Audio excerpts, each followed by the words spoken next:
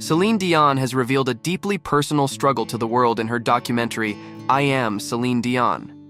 In a raw and emotional moment, the film captures an 8-minute-long episode of her debilitating neurological disorder, stiff person syndrome. The raw footage shows Dion lying on a couch, her body contorted by painful muscle spasms, her cries echoing through the room. She fights for control, her face contorted in anguish as the medical team works to alleviate her symptoms. This heart-wrenching scene has struck a chord with fans worldwide, igniting an outpouring of support and admiration for the singer's courage and resilience. Dion, diagnosed with SPS in December 2022, hopes that by sharing her experience, she can raise awareness about this rare and debilitating condition and offer solace to others who may be silently battling the same struggle. SPS, an autoimmune disorder affecting the central nervous system, manifests in uncontrollable and often excruciating muscle spasms. Dion's diagnosis forced her to cancel a portion of her planned tour last year, a testament to the relentless grip this condition has on her life. This revelation comes on the heels of another profound loss for Dion, the passing of her beloved husband, René Angélil, in 2016. The singer has openly shared the immense grief she has endured since his passing, drawing strength from her children and her unwavering determination to persevere. How did the singer of some of the world's most favorite love songs manage to endure so much pain in her life? I would say when something bad happens to you in life, you have to find a way to overcome these obstacles and find a way to find inner strength to say that's part of life. This is not something that you choose. Despite the fame and fortune that she's amounted to after decades in the music industry, Celine did not have an easy start to her life. She was the youngest of 14 children. When the singer speaks of her childhood, she explains that there were sometimes 3 or 4 of her siblings sharing one bed, and that she did not even have the comfort of having her own bedroom. However, even though the family struggled to make ends meet, Dion insists that her family wasn't poor where it really mattered. We were given love and affection and support. What else did we need? Celine's passion for singing was unquestionable, and her talent was of course undeniable. I was on the kitchen table. Really? Yeah, because that was my stage. Uh-huh. And I was singing for my brothers and sisters. Her parents knew that young Celine was special and meant for greater things, so they took a recording of her singing and sent it to manager and producer René Angélil. René was so impressed when he heard Dion's voice that he asked for her to come and sing for him in person. She was just 12 years old when she met her new manager, René, and he had so much faith in her talent as a singer that he mortgaged his own house to help launch her career. Little did she know that in the future, René would be so much more to her than just her manager. It seems like René's sacrifice for the young singer paid off, and very soon she was known worldwide and making hit after hit. When she was 19 years old, she realized she was in love with René, who was 45, and that she wanted him to be more than her business partner. She wanted him to be her life partner. René had also grown feelings for Celine and knew that they shared a powerful romantic connection, so the pair took their relationship to the next level and started dating. Celine's mother was not happy with such development, and she did everything in her power to make sure that Celine and René would not stay together. Her mom would say how unreliable René was, that he wasn't to be trusted, and he had no good intentions with the singer. When I told her I had some really strong feelings for René, she tried everything to kill him and make me snap out of it.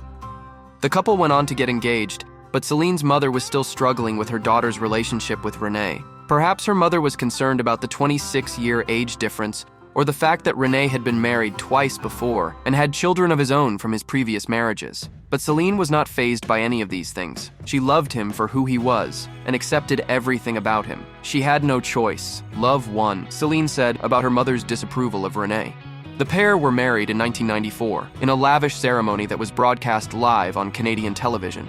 And now that we are married, René and myself. Yes, a year now, huh? That's right. I gotta tell you about that because we have decided to join both families for Christmas time. This past Christmas you This did? past Christmas. We were about 150 people. Would you do hire a stadium? It was like 135 my family. Yeah. and 15 René's, right? The newly married couple were besotted with one another, and Celine's career was soaring with awards falling at her feet. It seems like nothing could go wrong for the lovebirds, and they could never be happier. Celine knew she wanted to have a big family, and she wanted to have her own family with Angélil. So the couple started to try for children, but sadly, with no prevail. Suddenly, the two had to put their attempts of having a child on hold when they were faced with a diagnosis that shook their relationship to its core. In 1998, the young family was left distraught when Angelil was diagnosed with throat cancer. For the first time of my life, he needs me.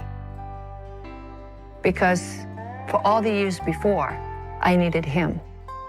Despite her demanding career, Dion chose to step back and take a hiatus to focus on her personal life and care for her husband.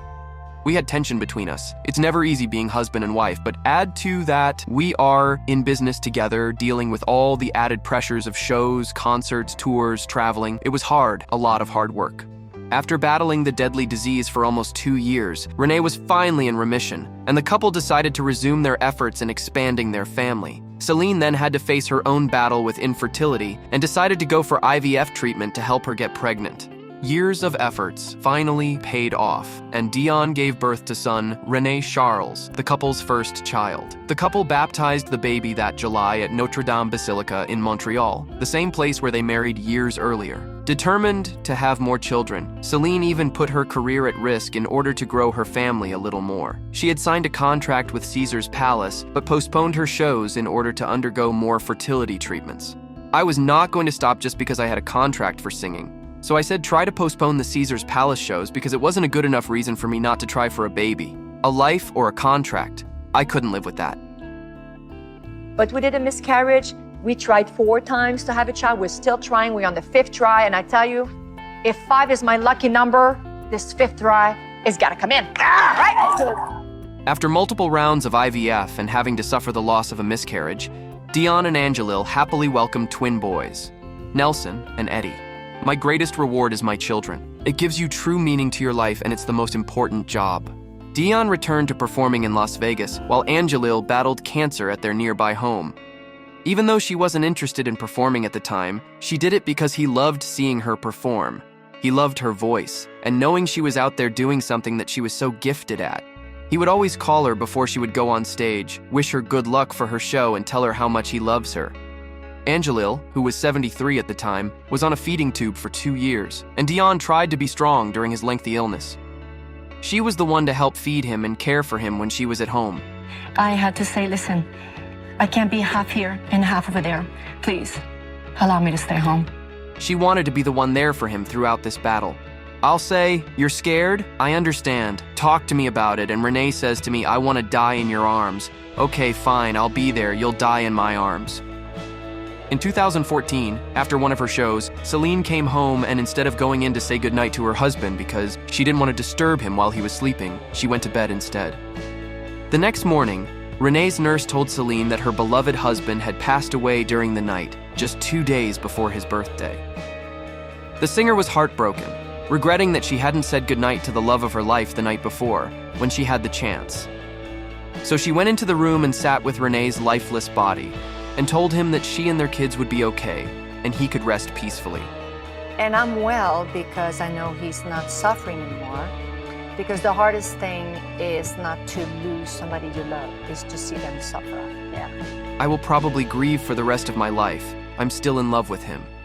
There was nothing that could compare to the loss of the most important person in her life. And even years later, Celine admits that she still feels as though she is married to Renee.